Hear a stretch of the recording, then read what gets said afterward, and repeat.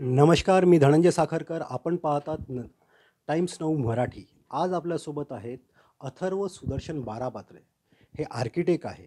Architect असूनसुद्धा Raman मेगासेस अवॉर्डसाठी art director म्हणून ते काम करतात. तर चला आज यांना बोलतो करूया. अथर्व नमस्कार.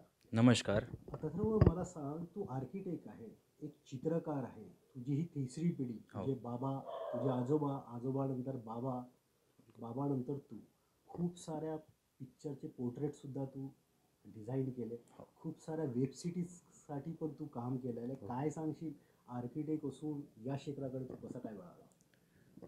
ॲक्च्युली बाय प्रोफेशन आर्किटेक्ट असून आणि पेंटिंग हे माझं पॅशन होतं आणि माझी आर्किटेक्चर डिग्री भारतीय विद्यापीठ नवी मुंबईतून कंप्लीट झालेली. तसंच माझे आजोबा स्वर्गीय विनायकराव पेंटर ते पण नावाजलेले महाराष्ट्रातले चित्रकार होते आणि तसेच माझे गुरु आणि माझे वडील कलाध्यापक सुदर्शन बारापात्रे ते पण एक नावाजलेले महाराष्ट्रातील नामवंत चित्रकार आहेत आणि ते पण इंटरनॅशनल नॅशनल प्रोजेक्ट्स करत असतात. तसेच त्यांचं बघून मी पण एक पॅशन फॉलो करतो आहे आणि माझा वारसा चालवण्याचा प्रयत्न करतो आहे, की मला पण ते पेंटिंगमध्ये आवड असल्यामुळे मी पण ते फॉलो करतो आहे आणि तसंच करता मी त्या गोष्टीमध्ये रुची घेत गेलो आणि ते प्रॅक्टिस करता मी पण त्या गोष्टीमध्ये एक उत्तीर्ण झालो असं म्हणू शकतो आणि डिग्री करता रमण मॅगसेसेच्या एक फाउंडेशनसाठी मी काम करता म्हणजे हे एक ड्रीम कम ट्रू असं मी स्वप्नात पण नाही विचार केलेला, की मी काम करेल आउट ऑफ इंडिया या कंपनीसाठी किंवा फाउंडेशनसाठी. बट ही माझी सौभाग्याची गोष्ट आहे, की मी काम करतो आहे आणि तसंच मी काम करत राहील आणि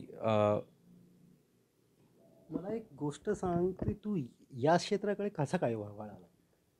वडाला म्हणजे तेच कारण की एकदम रमण मेगासेस आर्ट डिझाईन याच्यासाठी एक आर्ट करणं हे खूप मोठी गोष्ट. आणि हे देशाचं नाव तू खूप मोठं करतोय चंद्रपूरसारख्या एका लहान शहरातून. काय सांगशील?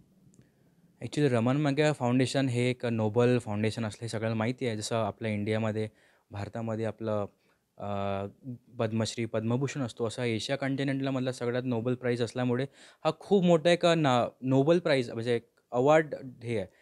तर तसंच मी कॉलेज डिग्री करता असता मला आठवतं, की 3rd इयरमध्ये असताना मला रात्री कॉल आला एक आणि 12 असताना ॲक्च्युली ते फिलिपिन्स कंट्रीमधनं कॉल आला म्हणजे त्यांची सकाळ होती. तर मला कॉल आला, की तर मी इग्नोर केला. ॲक्च्युली तो होता इंटरनॅशनल कॉल.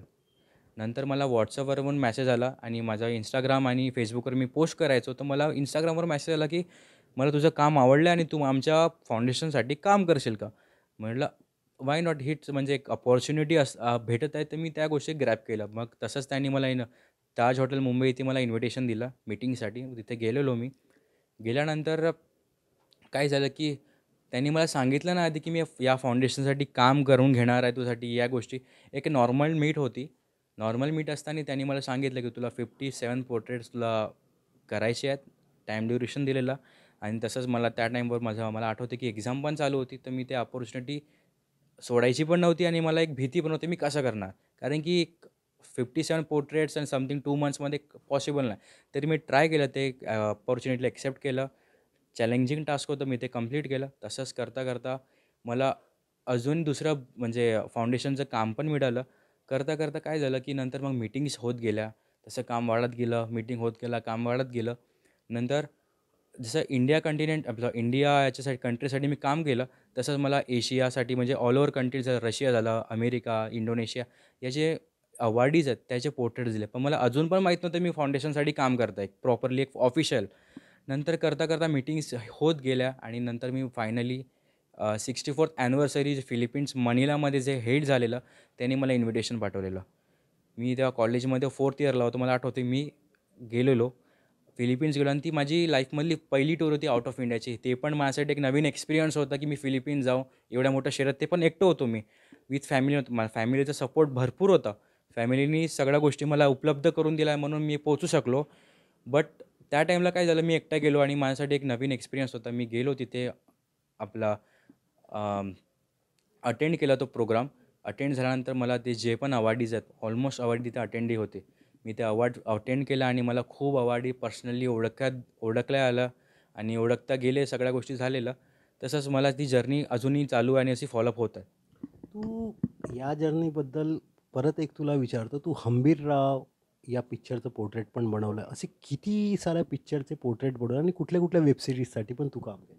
ॲक्च्युली कॉलेजमध्ये असताना एक म्हणजे असा खूप सारे मूव्हीज असा क्रेज असतो, की आपण एक काम केलं पाहिजे आणि माझा ड्रीम पण होतं, की माझा पोस्टर किंवा काही पेंटिंग्स माझ्या कुठे टीव्हीवर दिसावं. पण ॲक्च्युली कसं झालं, की हंबीरराव आणि म्हणजे ॲक्च्युली मला एक मायथॉलॉजिकल जो एक अभ्यास आहे, मला मायथॉलॉजिकल पेंटिंग्स करायला खूप आवडतं. जसे म्हणजे मायथॉलॉजिकल इव्हेंट झाले, मायथॉलॉजिकल आणि मराठा हा माझा एक काइंड ऑफ आवडता विषय आहे.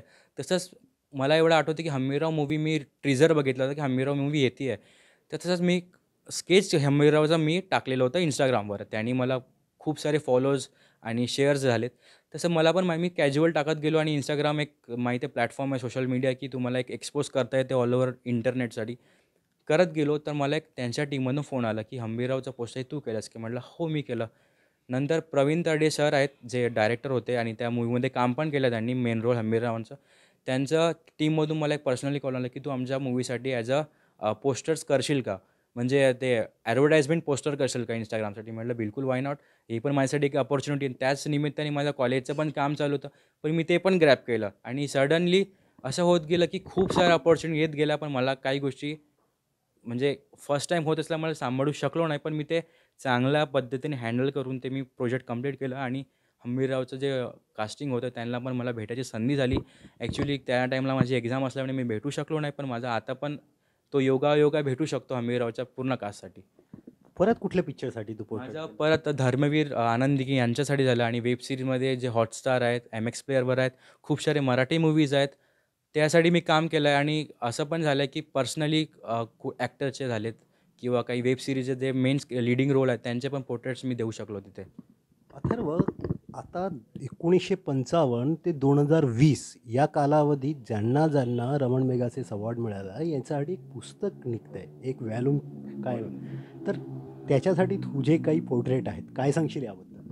ॲक्च्युली रमन मॅगसेसेचे फाउंडेशन हे फर्स्ट टाईम जे व्हॉल्यूम 7 आणि जे 1, 2, 3, 4, 5, 6, 7 असे व्हॉल्यूम ते क्रिएट करत आहे. म्हणजे 1957 पासून जे आता 2023 पर्यंत अवॉर्डीज आहेत, ते लोकं त्या बुकमध्ये इन्व्हॉल्वड आहेत. म्हणजे त्यांचे बायोग्राफिक, त्यांचे सोशल वर्क, ते कुठले-कुठले काम करतात आणि कशामुळे त्यांना नोबेल प्राईज मिळालं, हे त्यांची पूर्ण बायोग्राफी आहे. आणि फाउंडेशनने हे चांगली गोष्ट केली, की नॉर्मल फोटोज न टाकता त्यांनी एक क्रिएटिव्ह पेंटिंग्स आणि पोर्ट्रेट्स टाकलेत. तर त्यामुळे काय होतं बुकाची जे व्हॅल्यू असते किंवा बुकाचं बघण्याचा एक दृष्टिकोन असतो, तो एक चांगल्या प्रकारे म्हणजे जो व्ह्यूअर्स असतो त्याला एक क्रिएटिव्ह म्हणून बघता येतो. तसंच त्यानिमित्ताने मला ती संधी ग्रॅब करायची आहे म्हणजे एक संधी मिळाली, की मी त्या पोर्ट्रेट्स पूर्ण माझे जे पोर्ट्रेट्स आहेत आतापर्यंत अराउंड 500 की 600 प्लस पोर्ट्रेट्स मी त्या बुकासाठी ड्रॉइंग केली आहेत. कोळशाच्या खाणीतला हिरा म्हणजे अथर्व. चंद्रपूरला ब्लॅक गोल्ड ऑफ सिटी असं सुद्धा म्हणतात. एक शेवटचा प्रश्न अथर्व तुला विचारतोय. तुझी ही खूप मोठी जी जर्नी आहे. आपल्या चंद्रपूर जिल्ह्यातलं एक परत मोठं नाव आहे प्रकाशदादा आमटे. काय सांगशील यांच्याबद्दल?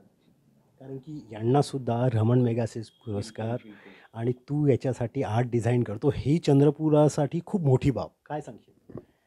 मी जेव्हा फिलिपिन्सला गेलो होतो, माझी ट्रिप होती आणि माझा इव्हेंट होता सगळं फाउंडेशनतर्फे आणि जे अवॉर्डीज होते, त्या ॲट मोमेंटमध्ये ज्या प्रोग्राममध्ये मला जेव्हा उभं केलं समोर आणि म्हणजे रिप्रेझेंट केलं ॲज अ आर्ट डायरेक्टर म्हणून, माझी ओळख अशी झाली की डॉक्टर प्रकाश आमटे आणि डॉक्टर हां, आमटे म्हणजे जे कपल्स फर्स्ट टाईम असं होतं की कपल्स अवॉर्डी असते ते.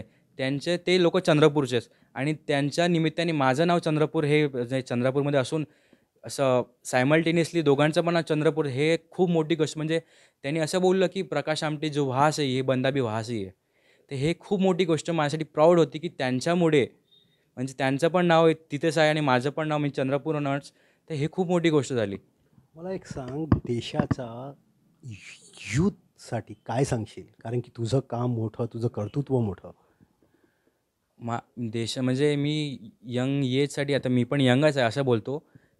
हे सांगेल की आता हे इंटरनेटचा जमाना आहे आणि आधीपासून होता. आता तर खूप वाद झालेला आहे. म्हणजे मी जेव्हा छोटा म्हणजे माझा 5th-6th होता तेव्हा तेवढं कल्चर नव्हतं. आता कसं झालं आहे, की सगळे आय-टी फील्ड्स, टेक्नॉलॉजी झाल्या, एआय झाले. त्याच्यामुळे खूप साऱ्या अशा गोष्टी शिकण्यालायक आहेत. पण आजकालचं मुलं हे करतात, की डिपेंड करतात. तर मुलावर तुम्ही बॅड यूज करतायत त्याच्यावरती की गुड यूज करताय. पण मला असं म्हणायचं आहे की टेक्नॉलॉजी वास्ट आहे, तुम्ही त्याचा उपयोग करा. आमच्या टाईमला ते गोष्टी नव्हत्या. आता आम्ही 12th नंतर जेव्हा पासआउट झालो त्या गोष्टी इंटरनेट, एआय हे सगळ्या गोष्टी आता आल्यात, पण त्या टाईमला नव्हत्या. पण तुम्ही इंटरनेटचा यूज प्रॉपर करा. तुम्हाला खूप सारे स्किल शिकायला मिळतात. YouTube तुमच्याकडे चांगलं साधन आहे. Instagram आहे, Facebook हे दुसरं म्हणजे यूज करण्यापेक्षा तुम्ही तिथे स्किल डेव्हलप करा. कारण की ते आजकाल व्हिडिओ खूप येतात. पेंटिंग्स सगळ्या फील्डच्या तुम्हाला तिथे व्हिडिओज मिळू शकतात आणि त्या गोष्टींनी तुम्हाला एक चांगला एक सपोर्ट होतो आणि इफ करिअरमध्ये तुम्हाला एक चांगलं करायचं असेल तर तुम्हाला एक आपला चांगल्या गोष्टी पण संधी मिळतो त्याच्यातनं. Instagram हे लोकांना असं वाटतं की वाईट हे आहे.